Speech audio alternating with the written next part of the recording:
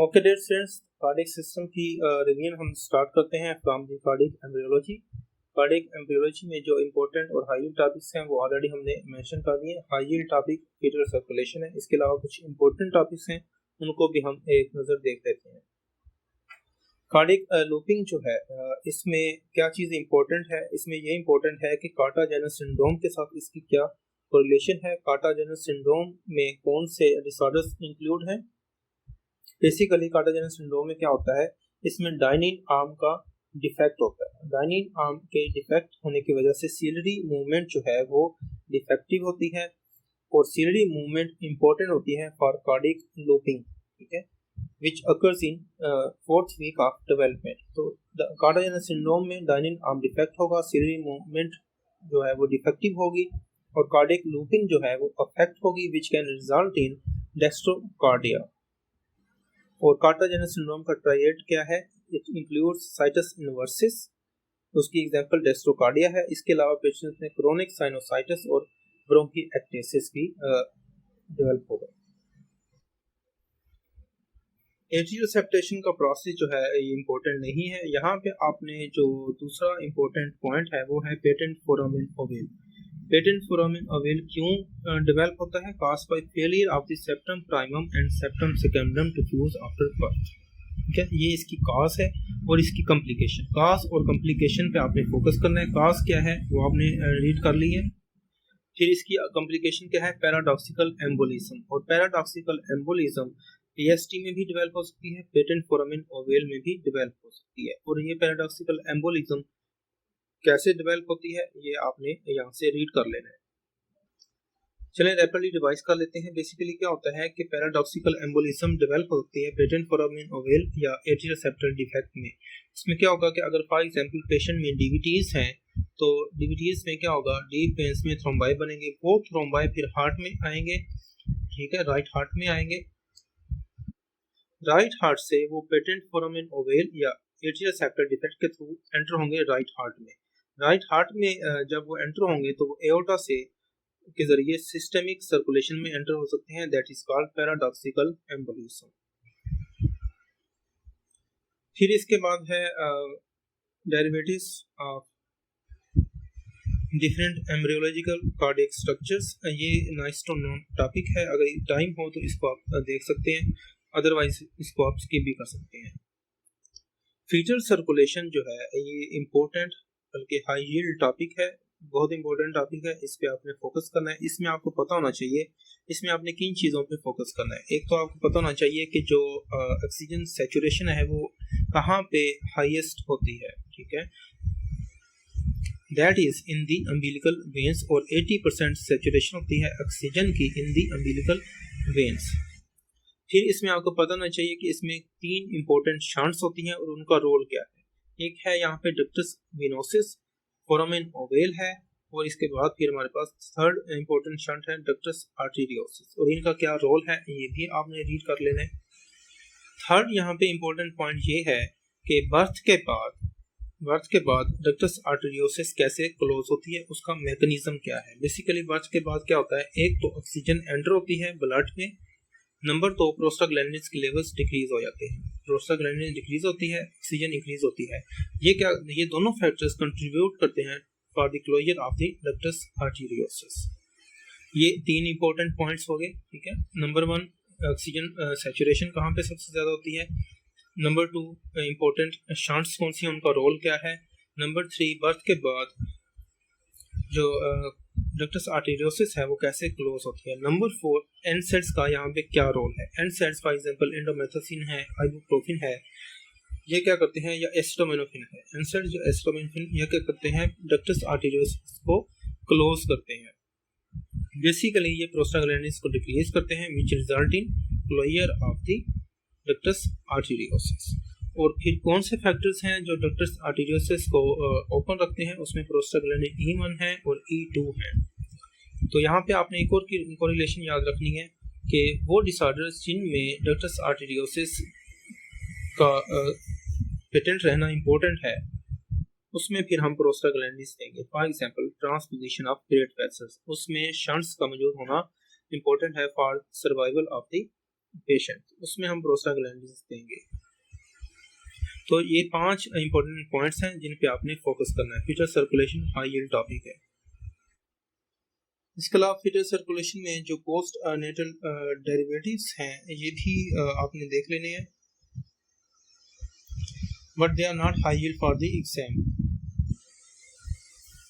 Okay, अब हम बात करते हैं कार्डियक एनाटॉमी। कार्डियक एनाटॉमी में हमने कहा था 2 टॉपिक्स हाई यील्ड हैं। एक तो कार्डियक चैम्बर्स की जो एनाटॉमिकल कोरिलेशन है वो इम्पोर्टेंट है। लेफ्ट एट्रियम जो है इसमें इम्पोर्टेंट है, इसमें आर्टनर सिंड्रोम है। अगर लेफ्ट एट्रियम की इनलार्जमेंट होती है उसकी काज माइट्रल स्टेनोसिस हो सकती है। तो उसके नतीजे में क्या कॉम्प्लिकेशंस होंगी और उन कॉम्प्लिकेशंस के जो फीचर्स हैं लाइक होर्सनेस ऑफ वॉइस है, डिस्फेजिया है, उन फीचर्स को हम आर्टनर सिंड्रोम कहते हैं। इसको आपने रिवाइज कर लेना है। राइट वेंट्रिकल की जो क्लिनिकल रेलिवेंस है, इंपॉर्टेंस है, और लेफ्ट वेंट्रिकल की जो इंपॉर्टेंस है, इनको आपने याद कर लेना है, ये यहाँ पे इंपॉर्टेंट है। कार्डियक एनाटॉमी में दूसरा जो हाई यील्ड टॉपिक है वो कोरोनरी ब्लड सप्लाई है। ठीक है, इसमें आपने देख लेना है कि लेफ्ट एंटीरियर डिसेंडिंग आर्टरी, ठीक है, पोस्टीरियर डिसेंडिंग आर्टरी और राइट कोरोनरी आर्टरी किन एरियाज को ब्लड सप्लाई कर रही होती हैं, क्योंकि अगर इन आर्टरीज का ब्लॉकेज होता है तो ये एरियाज अफेक्ट होंगे, इनका इस्कीमिया इन्फेक्शन होगा। फिर यहाँ पे हमने डिस्कस किया था कि एमआई में मोस्ट कॉमन यानी 50% केसेस में left anterior descending artery involve होती है, 30% केसेस में राइट कोरोनरी आर्टरी और 20% केसेस में लेफ्ट सर्कमफ्लेक्स आर्टरी इन्वॉल्व होती है। अब ये left circumflex artery, left anterior descending artery are the branches of left coronary artery.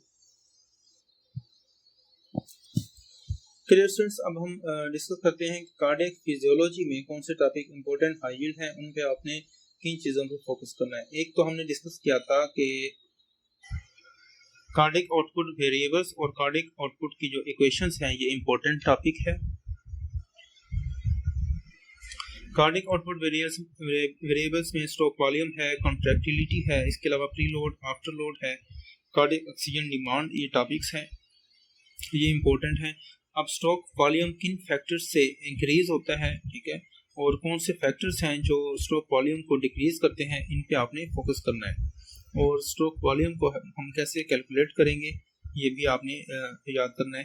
Contractility क्या है, किन फैक्टर से कार्डियक कॉन्ट्रैक्टिलिटी इंक्रीज होगी और कौन से वो फैक्टर्स हैं जिनसे कॉन्ट्रैक्टिलिटी डिक्रीज होगी, ये इंपॉर्टेंट है। ये एग्जांपल्स आपने यहाँ पे इनको याद कर लेना है। फिर हमारे पास प्रीलोड है। प्रीलोड को हम कैसे कैलकुलेट कर सकते हैं, by measuring the ventricular and diastolic volume, ठीक है, और किन फैक्टर से ये डिपेंड कर रहा होता है, वेनस वेसोडाइलेटर्स का क्या रोल होगा। इसी तरह फिर आफ्टर लोड है, कौन से फैक्टर्स हैं जिनसे आफ्टर लोड इंक्रीज होता है, कौन से फैक्टर्स हैं जिनसे आफ्टर लोड डिक्रीज होता है, और afterload is approximated by mean arterial pressure, ठीक है, and this mean arterial pressure is maintained by tone of the arterioles, ये आपने याद करना है। इसके अलावा आफ्टर लोड इंक्रीज होता है तो उसकी क्या कॉम्प्लिकेशंस हो सकती हैं, ठीक है, क्रोनिक हाइपरटेंशन में मीन आर्टेरियल प्रेशर इंक्रीज होगा, आफ्टर लोड इंक्रीज होगा, which can result in left ventricular hypertrophy. अब वो ड्रग्स जो आर्टेरियल्स को डायलेट करती हैं उनसे आफ्टर लोड डिक्रीज हो जाएगा, like arterial vasodilators, for example hydralazine है। इसके अलावा एस इनहिबिटर्स हैं और आर्ब्स हैं, ये आफ्टर लोड और प्री लोड दोनों को डिक्रीज करते हैं।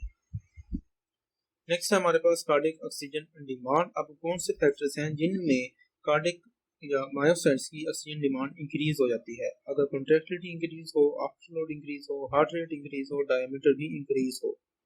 और यहाँ पे एक और इम्पोर्टेंट पॉइंट ये है कि coronary sinus contains most oxygenated blood in the body. Next important topic है cardiac output equations. Equations important है, एग्जाम में वो पूछ लेते हैं कि आपके पास एंड डायस्टोलिक वॉल्यूम ये है, एंड सिस्टोलिक वॉल्यूम ये है, स्ट्रोक वॉल्यूम कैलकुलेट करें। इस तरह इंजेक्शन फ्रैक्शन का भी आपको ये फार्मूला आना चाहिए, कार्डियक आउटपुट कैसे कैलकुलेट करेंगे, ठीक है, और इसी तरह पल्स प्रेशर को कैसे कैलकुलेट करेंगे, मीन आर्टेरियल प्रेशर को कैसे कैलकुलेट करेंगे, ये इक्वेशंस आपको आनी चाहिए। फिर यहाँ पे आपको पता होना चाहिए कि अर्ली स्टेजेस जो है एक्सरसाइज की, उसमें कार्डियक आउटपुट को कौन से फैक्टर्स मेंटेन करते हैं, लेटर स्टेजेस में कौन से फैक्टर कार्डिक आउटपुट को मेंटेन करते हैं? पल्स प्रेशर किन फैक्टर्स में इंक्रीज होता है और किन फैक्टर्स में पल्स प्रेशर डिक्रीज होता है, ये भी आपको पता होना चाहिए। नेक्स्ट इंपॉर्टेंट टॉपिक है cardiac cycle, pressure volume loops. तो कार्डिक साइकिल भी इंपॉर्टेंट है, इसमें जो फेजेस हैं, ठीक है, लाइक आइसोवॉल्यूमेट्रिक कॉन्ट्रैक्शन फेज है, इसमें कौन से इवेंट हो रहे होते हैं, और इसमें आपने देखना है कि highest oxygen consumption isovolumetric contraction phase में हो रही होती है। इंपॉर्टेंट टॉपिक है, हाई यील्ड टॉपिक नहीं है, तो बस इसमें आपने देखना है कि जो डिफरेंट फेजेस हैं उसमें कौन कौन से इवेंट्स हो रहे होते हैं, इस लूप की मदद से आपने उसको याद रखना है। ये हमने डिटेल में कवर किया था हमारे लेक्चर में। नेक्स्ट हमारे पास हाई यील्ड टॉपिक है हर्ट्ज साउंड्स, ठीक है। इसमें S1, S2 है, S3, S4 हर्ट्ज साउंड्स हैं। S2 हर्ट्ज साउंड्स और S1 ये ज़्यादा इंपॉर्टेंट है, क्यों ये प्रोड्यूस होते हैं, कौन से वाइब्रेशनल होते हैं, ये आपको पता होना चाहिए। इसके अलावा S2 हर्ट्ज साउंड्स की जो स्प्लिटिंग है वो एक हाई यील्ड है। फिर नेक्स्ट हमारे पास इंपॉर्टेंट टॉपिक है jugular Venus pulse.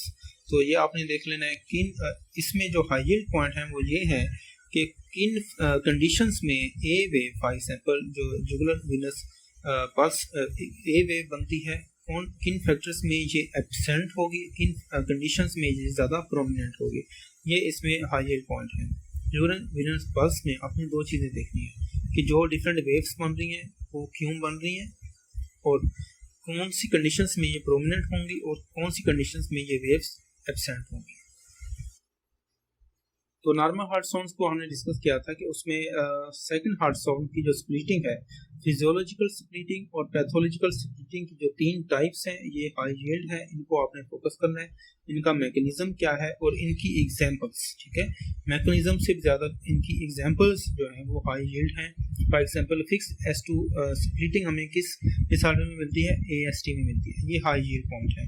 Paradoxical splitting किन कंडीशन में मिलेगी, वाइड स्प्लिटिंग किन कंडीशन में मिलेगी, ठीक है, ये आपने देख लेना। और physiological splitting during inspiration develop होती है।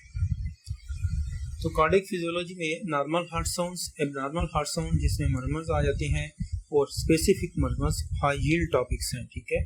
तो हार्ट मर्मर्स बहुत हाई यील्ड हैं, एओर्टिक स्टेनोसिस है, माइट्रल वाल से रिलेटेड जो डिसऑर्डर्स हैं, तो उनके जो मर्मर्स हैं वो इम्पोर्टेंट हैं, उनकी जो करेक्टरिस्टिक फीचर्स हैं, पेशेंट्स में क्या फीचर्स डेवलप होंगे, ये सारे के सारे हाई यील्ड हैं, इनको आपने अच्छे से कवर करना है, ठीक है। फॉर एग्जांपल VST में कौन सा मर्मर होगा, लार्ज VST में और स्मॉल VST के मर्मर्स में क्या डिफरेंस होगा। इसी तरह एओर्टिक रिगर्जिटेशन है, माइट्रल स्टेनोसिस है, हेडन डक्टस आर्टेरियोसिस का मर्मर, मशीन लाइक मर्मर बहुत इंपॉर्टेंट है, किन एरियाज पे ये हमें लाउडेस्ट सुनाई देगा। ये सारे का सारा टेबल जो है ये हाई यील्ड है। और इसके अलावा जो पैथोफिजियोलॉजिकल मैकेनिज्म्स हैं इन मर्मर्स के, वल्वुलर डिसऑर्डर्स के, वो भी इंपॉर्टेंट है, लाइक एओर्टिक स्टेनोसिस में मर्मर्स, उसके कैरेक्टरिस्टिक फीचर्स, पेशेंट में क्या क्लिनिकल फीचर्स डेवलप होंगे, उसके जो फिजियोलॉजिकल चेंजेस आएंगी वो कौन सी होंगी, ये चीज़ें आपने नोट कर लेनी है। तो तीन टॉपिक हाई यील्ड है, नॉर्मल हार्ट साउंड्स, ठीक है, उसमें S1, S2, S3 और S4 है। इसके अलावा एबनॉर्मल हार्ट साउंड्स और मर्मर्स हैं, मर्मर्स बहुत इंपॉर्टेंट है, S2 की स्प्लिटिंग बहुत इंपॉर्टेंट है, और जो स्पेसिफिक मर्मर्स हैं वो बहुत हाई यील्ड है। डियर स्टूडेंट्स, अगर हम कार्डियक फार्माकोलॉजी की बात करें तो उसमें एंटी एंजाइनल ड्रग्स हैं, ड्रग्स फॉर हार्ट फेलियर और एंटी एरिथमिक ड्रग्स, ये हाई यील्ड टॉपिक्स हैं, इनको आपने अच्छे से कवर करना है। एंटी एंजाइनल ड्रग्स में हम नाइट्रेट्स यूज़ करते हैं, इसके जो मैकेनिज्म ऑफ एक्शन, यूजेस और इसके एडवर्स इफेक्ट्स ये इंपॉर्टेंट है, ठीक है। हार्ट ड्रग की ये तीनों चीज़ें इंपॉर्टेंट है, मैकेनिज्म ऑफ एक्शन, यूजेस और एडवर्स इफेक्ट्स, ये आपने देख लेने हैं। और एंटी एंजाइनल थेरेपी के जो पैथोफिजियोलॉजिकल मैकेनिज्म्स हैं ये भी आपने यहाँ पे नोट कर लेने हैं। इसके अलावा हार्ट के लिए हम आइनोट्रोपिक ड्रग्स यूज़ करते हैं, उसमें कार्डियक ग्लाइकोसाइड्स है, डाइजॉक्सिन है, इसको आपने देख लेना है, mechanism of action, usage, side effects, और इसकी डाइजॉक्सिन की टॉक्सिसिटी को प्रिवेंट करने के लिए हम कौन सी एज एंटीडोट कौन से मेडिसिन यूज़ कर सकते हैं, ये भी इम्पोर्टेंट है। इसके बाद high yield topic anti arrhythmic drugs है, यहाँ पे ये ज़्यादा इतना इम्पोर्टेंट नहीं है, इसको आप स्किप कर सकते हैं। इसमें दो चीज़ें हैं जो एंटी एरिथमिक ड्रग्स हैं, क्लास 1 ये decrease slope of phase zero depolarization एक, और दूसरा ये लाइन है जो यहाँ पे अंडरलाइन की हुई है, the effect of the sodium channel blockage is most pronounced in class 1C, which is greater than class 1A, which is greater than class 1A. तो क्लास 1A में कौन सी ड्रग्स हैं ये भी आपको पता होना चाहिए कि क्लास 1A में कौन सी ड्रग्स हैं, क्लास 1B में कौन सी हैं, क्लास 1C में कौन सी हैं, और उनका मैकेनिज्म ऑफ एक्शन क्या है। ठीक है, ये तीनों ड्रग्स क्या करती हैं, क्लास 1 की तीनों, क्लास 1A, B और C सोडियम चैनल जो चैनल्स हैं उनको ये ब्लॉक करती हैं, और इनका यूजेस और इनके साइड इफेक्ट्स ये आपने देख लेने हैं। इसी तरह फिर क्लास 2 एंटी एरिथमिक ड्रग्स हैं, क्लास 3 और क्लास 4 है। इसके अलावा अदर एंटी एरिथमिक ड्रग्स हैं, उसमें एडिनोसिन, मैग्नीशियम, ये इतने ज़्यादा इम्पोर्टेंट नहीं है। जो 4 क्लासेस हैं ये ज़्यादा इम्पोर्टेंट हैं। कौन सी ड्रग्स हैं, उनके मैकेनिज्म ऑफ एक्शन, यूजेस और साइड इफेक्ट्स।